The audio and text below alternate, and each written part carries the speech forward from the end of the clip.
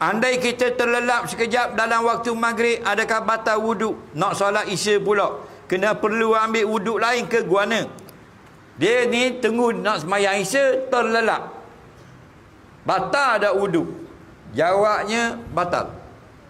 Semua jenis hilang akal, namanya lelap, namanya khelak, namanya tidur, namanya jeretuh, namanya boleh, namanya pesang, namanya pitang, namanya koma, batal wuduk. Biasanya biasa rolik ramai orang lalui tidur. Faham lagi? Cuma kalau baru nak tertidur atau mengantuk sangat, dia panggil khelak. Okey? Khelak ni 2-3 saat. Kalau dah panggil khelak 12 minit. Faham? Nak?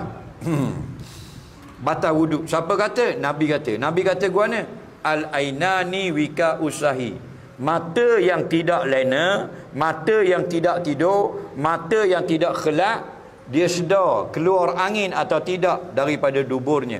Faman nama falyatawadda. Barang siapa yang sudah lena, maka hendaklah dia pergi ambil wuduk. Jelas itu. Okey? Melainkan dia khelak itu ketika duduk yang punggungnya lekat di atas lantai. Okey? Contoh mu, sekarang mu duduk sila ke duduk mana? Bersila. Nak kentut boleh tak? Tak boleh pasal lekat punggung. Nak ketut mu buat ke mana? Buat gitu.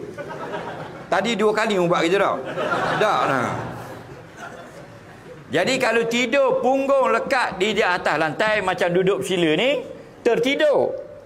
Faham? Tak batal wuduk.